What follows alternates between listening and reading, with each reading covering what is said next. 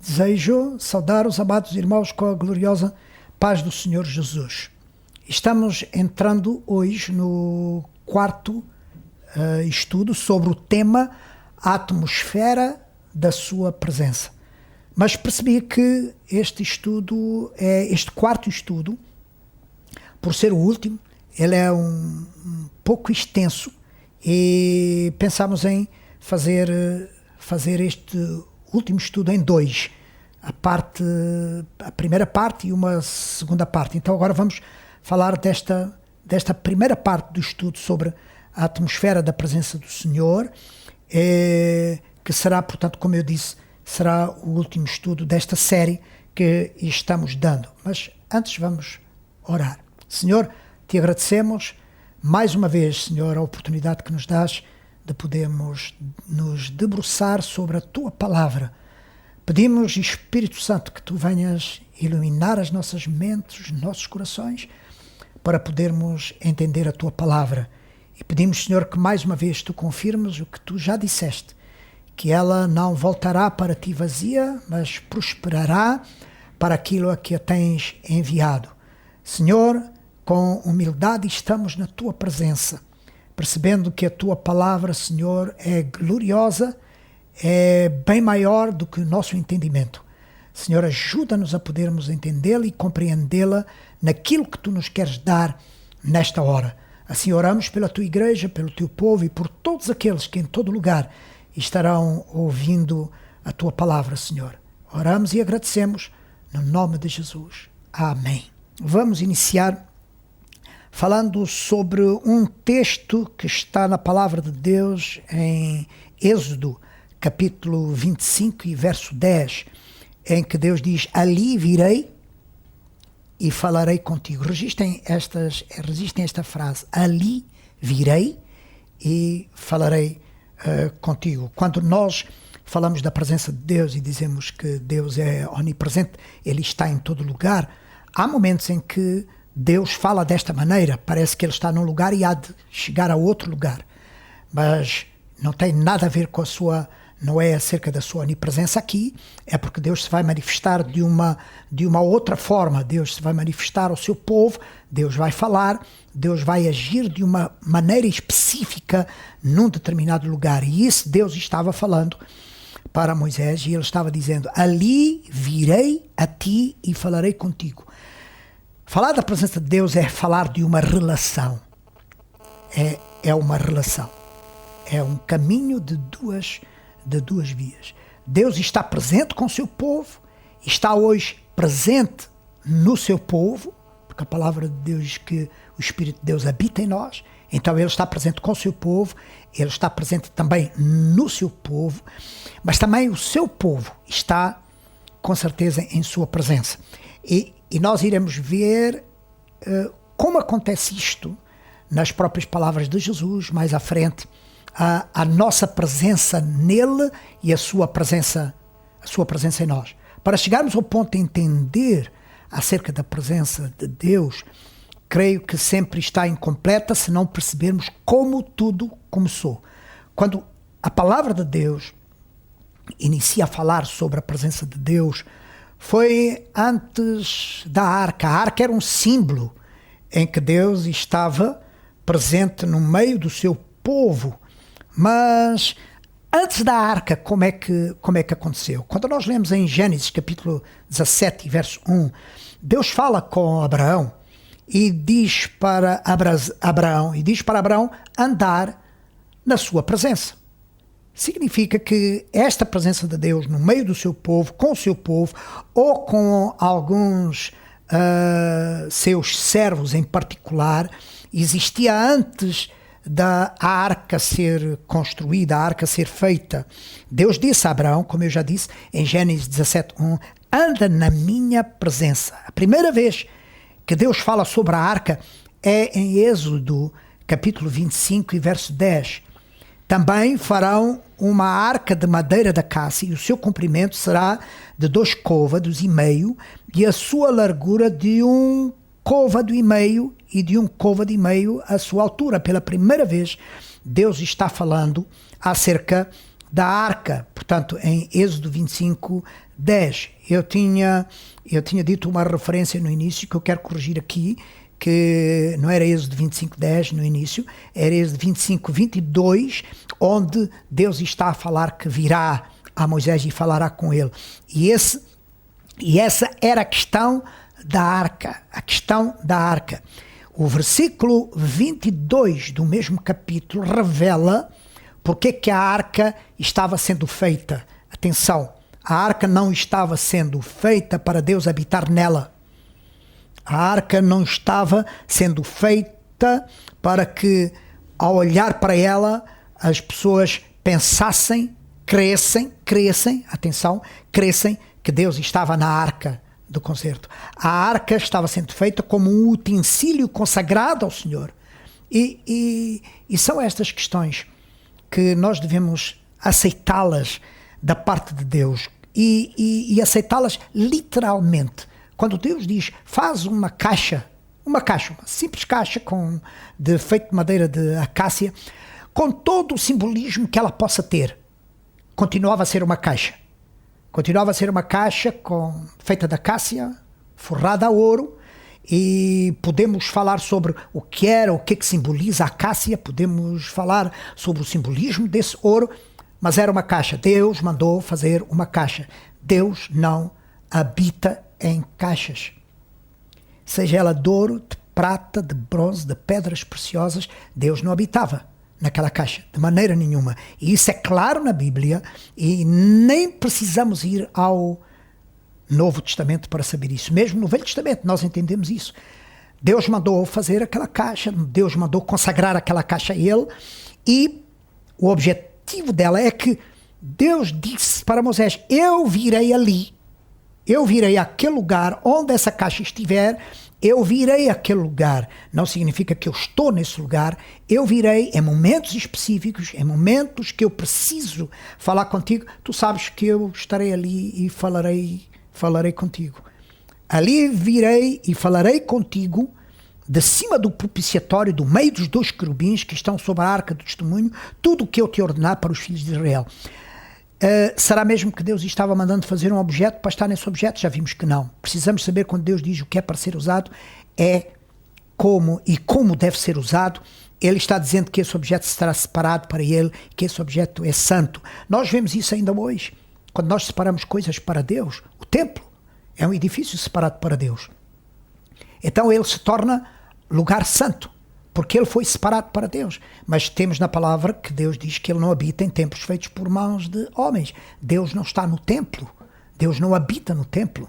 Ele pode manifestar de uma forma específica a sua presença no templo, porque é o lugar que nós consagramos para ele, que nós dedicamos a ele. Assim como são consagrados e são santificados, nesse sentido, outros objetos, como os instrumentos, como os bancos, como lugares que nós entregamos para o reino e entregamos para o serviço do Senhor. E a parte mais importante nisto é que tem a ver com as nossas vidas também. Nós fomos consagrados, nós somos tabernáculo de Deus, nós somos templo de Deus. Deus habita em nós, nós somos templos do Senhor. E tem atenção, lugares que nós consagramos a Deus, que entregamos ao Senhor para o seu serviço, como as nossas vidas, precisamos ter atenção que as mesmas palavras ditas a Moisés, Deus está falando conosco hoje. Eu aparecerei aí para falar contigo. Então, tua vida é um templo de Deus onde Ele aparece para falar contigo. Ele sempre se revelará naquilo que nós santificamos para Ele, como se revelou no templo de Salomão, fazendo o povo ficar prostrado, e mesmo no cenáculo, quando Jesus disse, fiquem em Jerusalém e esperem, eles escolheram o cenáculo para estar lá, eles consagraram aquele lugar para estar lá, para algo específico, esperando que o Senhor se revelasse através do seu Espírito e enchesse as suas vidas. Naquele cenáculo era o lugar onde Jesus apareceu, onde o Espírito Santo se revelou aos seus discípulos. A segunda vez que Deus fala sobre a sua presença na arca é em Levítico capítulo 6 e verso 2. Disse, pois, o Senhor a Moisés: diz a Arão teu irmão que não entre no santuário em todo o tempo para dentro do véu, mais uma palavra que devem registrar, diante do propiciatório que está sobre a arca, para que não morra. Lugares consagrados ao Senhor, santificados ao Senhor, devem ser levados com responsabilidade, levados a sério. Porque, repito outra vez, as palavras de Êxodo 25, 22, porque ali o Senhor pode aparecer, ainda que não habita ali. Louvado seja o nome do Senhor. Na verdade, nem olhar para a arca se podia olhar, está em Números 4, 20. Porém, não entrarão a ver quando cobrirem o santuário, para que não morram. Sobre a nuvem e o fogo, Deus não estava na arca, assim como não estava na nuvem. Atenção com esses sinais que Deus colocou para que se manifestasse ao seu povo, para que o seu povo, de forma visível, percebesse que Deus lhes acompanhava, que Deus estava com eles. E a palavra do Senhor explica acerca da utilidade desses objetos, da utilidade desses sinais que Deus colocava sobre o seu povo. Deus não estava na arca, Ele não estava na nuvem, nem na coluna de fogo. Deus não habitava na nuvem, nem no fogo. Deus aparecia nesses lugares e nesses elementos com uma missão: falar ao seu povo, orientar o seu povo, proteger o seu povo, manifestar de uma forma específica, para um fim específico, a sua presença. A coluna de nuvem e a coluna de fogo tinham funções específicas para o dia e para a noite. Lemos isso em Êxodo 13, 21. E o Senhor ia adiante deles de dia numa coluna de nuvem para os guiar. Irmãos, não se esqueçam. Coluna de nuvem para os guiar. Deus não era a coluna, Deus não estava na coluna, Deus colocou esse sinal diante do povo para os guiar. Está escrito na palavra do Senhor assim: para os guiar pelo caminho. E de noite, a coluna de fogo, porque Deus é fogo consumidor, porque Deus é... Todo esse simbolismo do fogo, podemos falar sobre isso, podemos estudar sobre isso, tudo bem, mas era um sinal colocado no meio do povo, acima do povo, no ar. Para quê? Para os iluminar. Ponto final. Deus usava a nuvem para os guiar e usava a coluna de fogo para os iluminar, para que caminhassem de dia e de noite. Eu chamo e enfatizo estas questões por causa de objetos que nós pensamos que religiosamente pensamos que Deus está ali, enquanto aquilo estiver ali, Deus está. Por isso até a própria Bíblia colocamos, quer dizer, aqueles que colocam, não é? Debaixo da almofada, ou põem, não pode sair da mesinha de cabeceira, porque não, Deus não está ali. Não é lugar, Deus não habita numa Bíblia, Deus não habita numa mesinha de cabeceira. E é importante nós sabermos isso, porque já este Espírito estava no povo de deusificar objetos. Os irmãos lembram-se, com certeza, das passagens da cobra no deserto, lembram-se do próprio corpo de Moisés, como Deus não deixou que o seu corpo fosse enterrado. Os homens têm esta tendência de separarem coisas e pensarem que enquanto aquilo estiver ali vai haver Deus está ali também. Portanto, está escrito em Êxodo 13, 21, como nós já dissemos, os objetivos da coluna da nuvem e a coluna de fogo. Aqui, mais do que uma manifestação da sua presença, pois também era uma manifestação da sua presença, como eu falei, presença específica, era uma manifestação da sua onipotência. Quando o povo olhava para aquela coluna e olhava para aquele fogo, eles percebiam o poder do seu Deus. Então, mais do que propriamente uma manifestação de sua presença, porque também era, eu repito, também era, mas era, na verdade, uma manifestação da sua onipotência no meio do seu povo, para eles reconhecerem que a sua presença era poderosa para os guiar, poderosa para os iluminar, e assim eles poderem sair vencedores daquela jornada. O simbólico se torna real. Êxodo 25, 22, na arca do concerto, colocada no lugar santo dos santos, como nós já lemos, Êxodo 25, 22, é aquela passagem que diz: ali eu virei a ti. Na arca do concerto e colocado no lugar santo dos santos, porque não era só a arca, mas era o lugar onde ela estava também, um lugar que Deus mandou separar para colocar a arca, era onde Deus se manifestava audível e visível aos seus servos. O princípio era que Deus ali estava manifestando o seu desejo de se fazer presente entre o seu povo. É bom nós entendermos isso. A arca do concerto, o lugar santo dos santos, o próprio tabernáculo, a nuvem, o fogo de dia e de noite, era uma manifestação clara que Deus estava revelando. Ele estava revelando que tinha desejo, que o grande desejo que ele tinha era estar presente no meio do seu povo, onde o seu povo estivesse, não só para estar presente, mas para guiá-lo, para iluminá-lo e para lhe conceder vitória. E para se relacionar com o seu povo. Ali e hoje, quando Jesus proclamou as benditas palavras: eis que estou convosco todos os dias até à consumação dos séculos. Palavras finais do seu ministério terreno. Foi promessa da sua presença. Jesus prometeu estar com o seu povo até ao final dos séculos. Louvado seja o nome do Senhor. Gostaria de vir com os irmãos a uma passagem que eu achei não só interessante esta passagem, mas que revela coisas gloriosas, porque vamos fazer uma retrospectiva da arca, o que acontecia nesse lugar e com esse objeto onde a arca estava, além do véu, e o que estava acontecendo com a arca da aliança, a arca do concerto. Diz em Hebreus, capítulo 6, verso 18, para que por duas coisas imutáveis nas quais é impossível que Deus minta, tenhamos a firme consolação, nós os que pomos o nosso refúgio em reter a esperança proposta, verso 19, a qual temos como âncora da alma.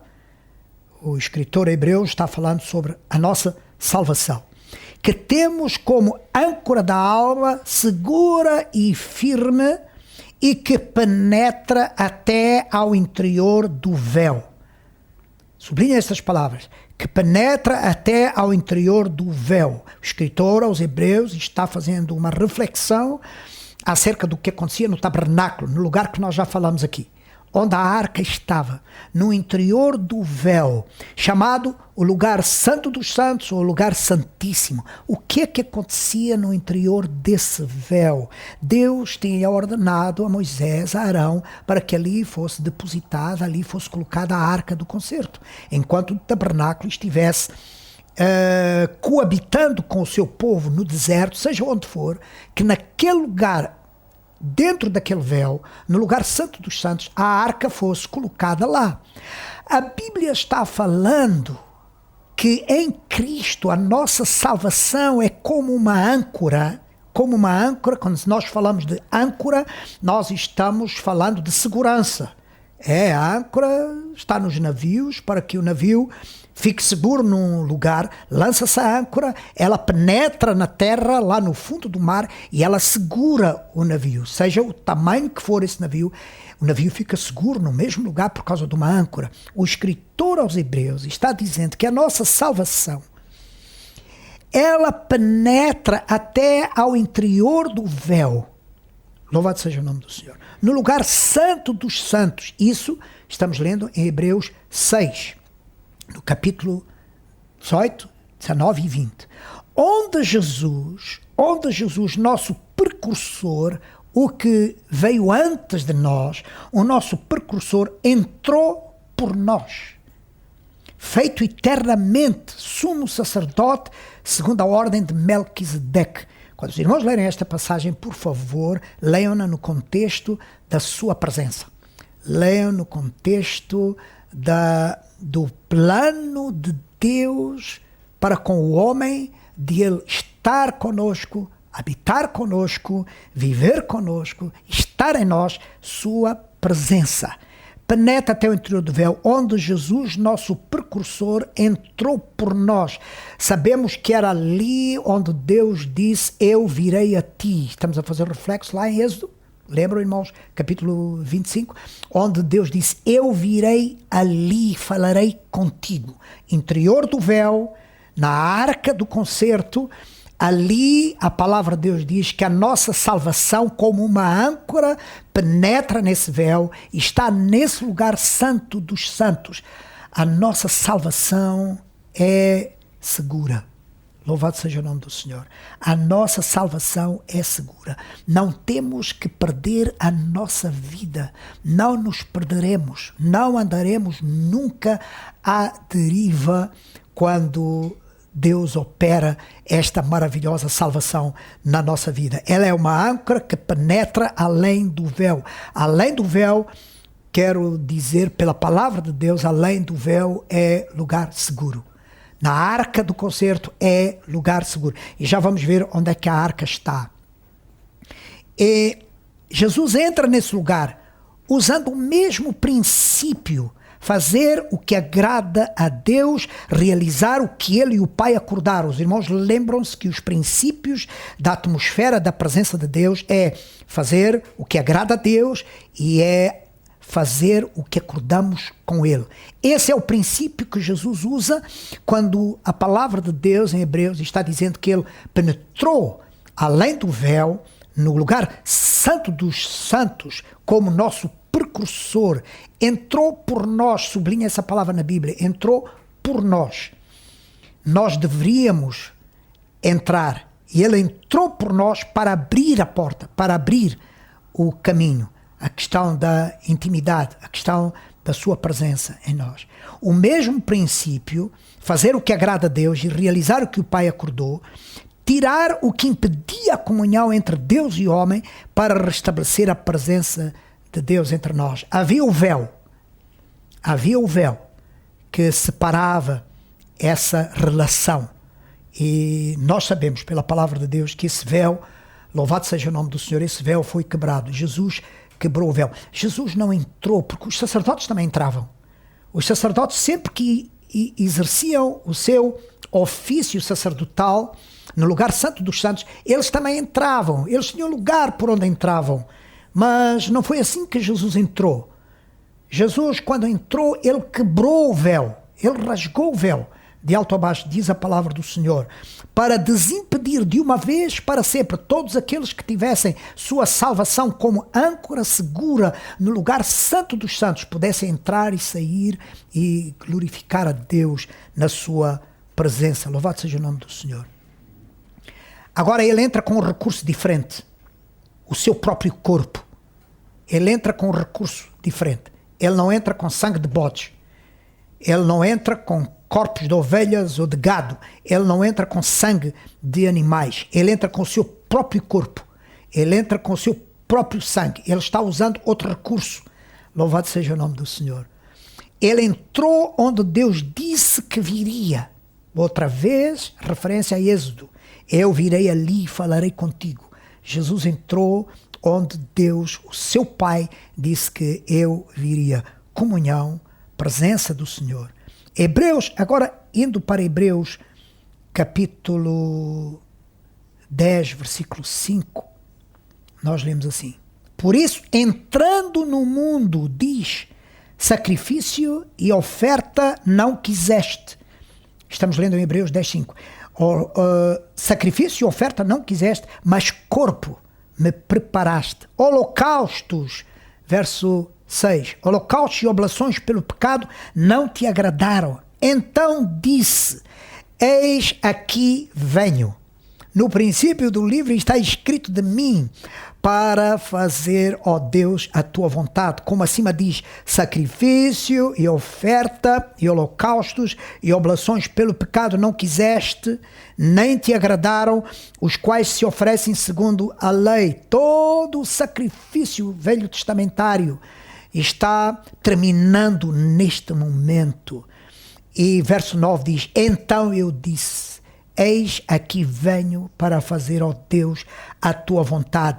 Tira o primeiro pacto, a primeira aliança, tira esse primeiro pacto e estabelece o segundo. O pacto de sangue de animais é quebrado, terminou, não há cabrito, não há galinha, não há sangue de animais, não há. Se você quer ser feliz, se você quer andar com Deus, se você quer a presença de Deus na sua vida, nem você precisa abrir caminho, porque o caminho está aberto. O caminho foi aberto, o véu foi quebrado. Jesus, está escrito aqui, Senhor, eu estou aqui para fazer a tua vontade. Quebra, termina, tira o primeiro pacto, estabelece o segundo pacto. Para a humanidade inteira existe o segundo pacto. Nós estamos na presença de um Deus que se fez homem, um Deus que habitou entre nós, de um Deus que encarna. Ele entrou nesse lugar para estabelecer esse pacto, esse segundo pacto. O pacto do livre acesso à presença de Deus através de Jesus Cristo, na qual vontade temos sido santificados pela oblação do corpo de Jesus Cristo, feita uma vez. E assim todo o sacerdote aparece cada dia, está-se ainda referindo ao final do antigo pacto, ministrando e oferecendo muitas vezes os mesmos sacrifícios que nunca podiam tirar os pecados. Mas este, verso 12, mas este, havendo oferecido para sempre um único sacrifício pelos pecados, está assentado à destra de Deus. Passemos, eu quero agora fazer referência aos amados irmãos, por favor, não percam, e se tiveram tempo, leiam de novo o capítulo 6 de Hebreus, porque o capítulo 10 que eu acabei de ler estes versículos é uma referência intermediária entre o capítulo 6 que eu li no capítulo 6, acerca de ele ter penetrado até o interior do véu, ter sido nosso precursor, para o capítulo 9, porque nós lemos no capítulo 6, acerca da âncora segura da nossa salvação que penetrou no véu. Agora eu quero que os irmãos vejam o capítulo 9, onde essa âncora está. Nós dissemos além do véu, mas há elementos onde essa âncora está que precisam ser mostrados aqui. Hebreus 9, na revelação maravilhosa que este escritor teve. Hebreus 9:1. Ora também, a primeira tinha ordenanças, ou o primeiro pacto, tinha ordenanças de culto divino e um santuário terrestre. Estamos a falar do primeiro pacto que nós vimos agora no capítulo 10, que foi quebrado. Porque um tabernáculo estava preparado, o primeiro em que havia o candelabro, a mesa, os pães da propiciação, ao que se chama santuário. Mas depois, verso 3, mas depois do segundo véu estava o tabernáculo que se chama o Santo dos Santos, o lugar santíssimo, que tinha, o que é que tinha lá? Tinha o incensário de ouro e a arca da aliança. Voltamos à arca da aliança. Coberta de ouro, toda em redor, em que estava, dentro dela, estava um vaso de ouro que continha o maná e a vara de Arão que tinha florescido e as tábuas da aliança. Desta passagem é aquele que nós já lemos de Hebreus capítulo 6, os irmãos estão lembrados, onde nós estamos falando onde está ancorada a âncora da nossa salvação. E o escritor está dizendo que ela penetra o véu, ela está além do véu, e além desse véu, que era o que dividia o lugar santo do lugar santíssimo, estava lá a arca da aliança, onde estes objetos estavam dentro da arca. O maná, que significa a provisão de Deus. Na presença de Deus há provisão, porque Ele diz na sua palavra, Ele suprirá em glória todas as nossas necessidades. Na nossa salvação, na presença do Senhor, porque era disso que se tratava, o lugar santo dos santos, onde Deus vinha para falar com o seu servo. Na sua presença há provisão. Na sua presença, e aqui o simbolismo da vara de Arão, há fruto. Nós produzimos fruto quando estamos na sua presença. A salvação em nós nos faz produzir fruto para a glória do Senhor, conforme está escrito, e os irmãos podem ler em João capítulo 15. Nós damos frutos quando estamos na presença do Senhor. E também tinha as tábuas da aliança, que significam o mandamento do Senhor, significam orientação da sua palavra. Deus nos orienta. Não vivemos na presença do Senhor, sabemos de onde viemos, sabemos onde estamos e sabemos para onde vamos, porque na presença do Senhor há mandamento, na presença do Senhor há palavra de orientação. Louvado seja o nome do Senhor. E estamos terminando neste ponto a primeira parte do estudo 4 sobre a atmosfera da presença de Deus, e que Deus ricamente possa abençoar os amados irmãos. Vamos dirigir uma palavra de oração. Senhor, te agradecemos ter terminado este momento, Senhor, da explanação da tua palavra e deste estudo. Senhor, guarda os nossos corações e que possamos entender, Senhor, o valor da tua presença. E percebendo, Senhor, que a nossa salvação nos transportou para a tua presença, nos fez entrar, Senhor, no lugar santo dos santos, onde tu virás para falar conosco, onde tu virás, Senhor, em cada dia, em cada momento, com a tua gloriosa onipresença, para nos instruir e para nos guiar. Senhor, abençoa a tua igreja, abençoa o teu povo, e que esta palavra, Senhor, produza fruto nos nossos corações. Em nome de Jesus. Amém.